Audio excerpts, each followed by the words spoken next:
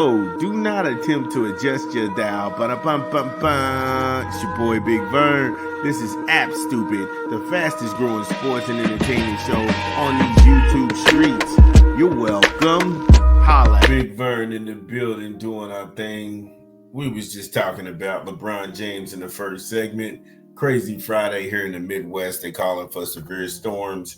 Happy Oaks Day, horse racing fans. If you're in the Louisville, Kentucky area and you're going to the Kentucky Derby, make sure you take enough money with you. Mint juleps, $24. Yikes. Oh, hey, look, you knew the fix was in when you was buying a can of White Claw for $10. Like, what? Yeah, man, they getting over. I'm your boy Big Vern. So tonight, huge fight fans. Devin the Dream Haney, Jose Ramirez at 147, the debut of the Dream. If you got DZAN, make sure you go ahead and get the pay-per-view. I know they're running a 2-for-1 right now where you're going to go ahead and get the Canelo fight and you're going to get tonight's triple header. I myself cannot wait for tonight. I'm not going to go ahead and watch Canelo. No offense to Canelo. If he's not going to fight the guys I want him to fight, then there's no reason to go ahead and watch this. However, I am interested in watching the Devin Haney card because once Devin Haney is done fighting, I'm done watching it.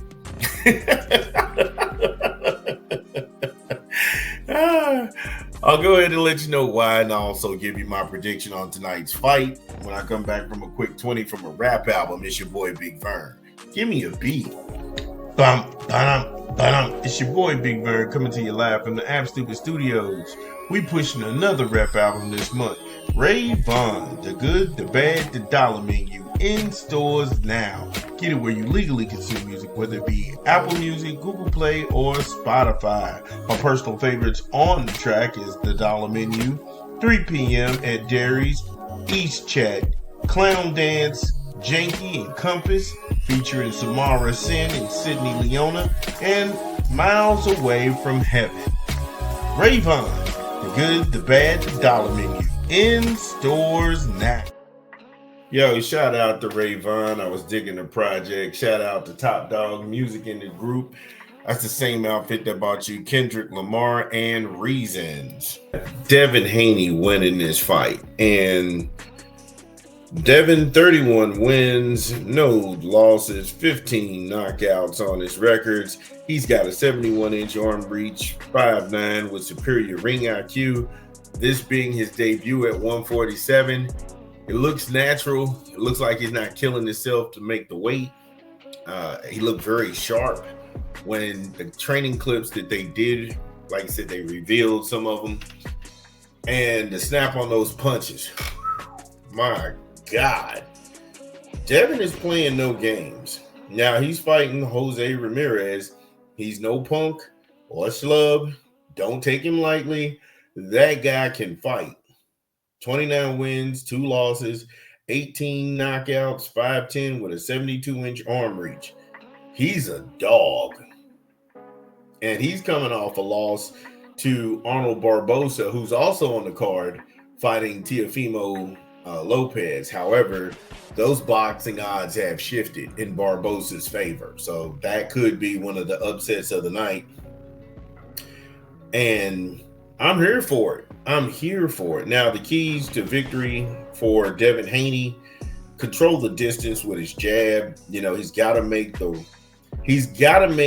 that counter game and win the counter game. What I mean by that is that if Ramirez try to dig to the body, he can parry the body shot, shoot the uppercut, and give him another over the top, give him at least a check hook, and then get out of dodge. He can make this a very quick boxing match.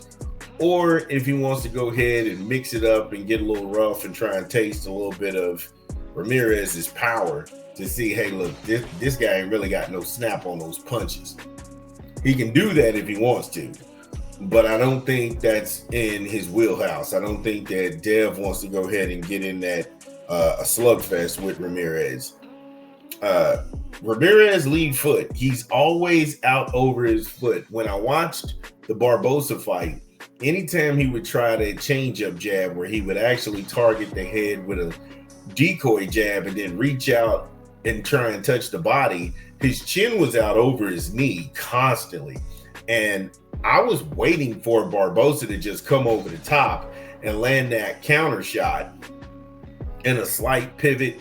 Maybe he could actually cut again, waiting to see that didn't happen in that fight. It was mainly Ramirez being a stalker and then getting countered. Now I can tell you this, Devin Haney is a lot faster than Barbosa. I can tell you this, Devin Haney, if you show him that opening trying to get to Dev's body with the change up high-low jab, he's getting ready to go ahead and come over the top, and he's going to make you pay for it. So you don't want to go ahead and get in over your skis. Ramirez, he feints and he throws that left to right shot decoy again with those jabs, trying to touch and find the body in distance. I pretty much haven't seen him fight off the back foot. I haven't seen him fight off the back foot. So if Dev is able not only to become the hunter in that fight, it could be a long night for Ramirez. Ramirez doesn't cut the ring off. He just follows you in, and his feints, that is part of his pressure. That is part of the pressure that he applies. And that was what he was doing in that Barbosa fight. I don't like how Ramirez gets in the high guard. If Dev is able to go ahead and feint and flash and throw him something, just to see how tight his defense is, when Ramirez goes to shell up, he could be leaving that body exposed. And that's one thing you don't want to give an accurate puncher like Devin Haney. You don't want to go ahead and give him body shots to be like, oh, at least he's not hitting me in the face. No, he can stop you to the body. He can stop you to the body. And if he's able to do that, Ramirez can't wait and bide his time while he's in that high guard and these punches are coming at him, because he's going to get hit faster than he's ever been hit before. The speed of Barbosa gave Ramirez problems. The speed of Devin Haney, a fully focused Devin Haney, fighting a clean fighter, that's going to give Ramirez a lot of problems. And if tonight is any kind of statement, and he's going to fight before Ryan Garcia. Ryan Garcia's got a rematch with Devin Haney in the UAE. And he's going to have to be clean because Turkey's going to go ahead and monitor that thing. It's out of De La Hoya's hands. It's basically going over to Saudi Arabia where everybody will be on an even playing field. And then you can go ahead and talk your trash. But tonight, he's going to handle business, and Dev is going to handle business in a big way. He's going to win that front foot war with Ramirez. And that lead foot, Dev's going to go ahead and work beautifully off that foot. He's going to go ahead and pivot off his shots. He's twisting them hips and heels with hooks and uppercuts. You will see the most complete version of Devin Haney tonight, in my humble opinion. In my humble opinion, Ramirez, the two losses that he had, of course, Barbosa being the most recent, but when he fought Josh Taylor, the rough and tough style of Josh Taylor really threw Ramirez off to where he wasn't really throwing punches in rounds. I think round 4 or round 5, he just was confused and frustrated because Josh Taylor was just bringing the rough and tough tumble style to Ramirez, and he didn't know how to process that. You won't get that same look from Devin. Devin is levels above you. So he's going to pound the body. He's going to work you over at the head. And then just when you think you got Dev cornered, if he starts sitting down on shots and trying to close the show and send that emphatic knockout, I mean, where do you go from here? And I know people like to regurgitate the Oscar De La Hoya nonsense about how Devin's a shot fighter. He's not a shot fighter. He's not a shot fighter at all.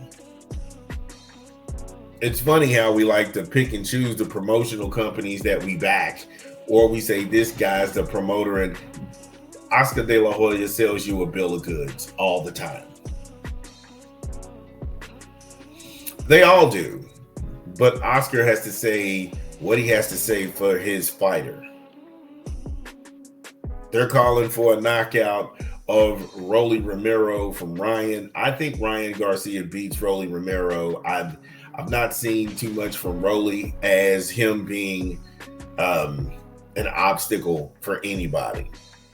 Rolly's ability to talk has landed him in a lot of fights that he did not deserve on his own merit. So again, he's another pump job that was bought out of the Floyd Mayweather and Leonard Ellaby camps. And we all seen how that happened. He was food for Tank. That's it. They bring fighters along to be food for other fighters in that umbrella. But now Rolly's just out here pitching his name out. He's got nothing to offer anybody. I don't know where you go from this. I don't know where you go from this. Teofimo was doing anything to make himself relevant because he knows the energy is around Devin, and he knows the energy is around Devin Haney and Ryan Garcia, because everybody wants to see the rematch on a clean playing field without people using PEDs and people testing dirty for steroids and drug cheats. So I'm looking forward to it. I know Bill's looking forward to it, and Derek James, yep. Yeah, now getting ready to go down that road. Yeah, that's sad, man. Watching Derek James sit there and, twist and turn, and, I don't even think he's got any more fighters. I know I heard Charlo's coming back. I don't even think Charlo's training with him, or I haven't seen anything to the contrary. However, not about that. That's a conversation for another time. Today is about the Dream coming back and still remaining and still undefeated at the end of the day, Mr. Devin Haney. But could be wrong. I doubt it, though. Let me know what you think. Get in the comments. Again, if you are listening to this pod, get in the comments. Let us know that we get it right. What did we leave out? This is Big Vern. We talk back. We'll be back. Top of the hour. This is your boy Big Vern.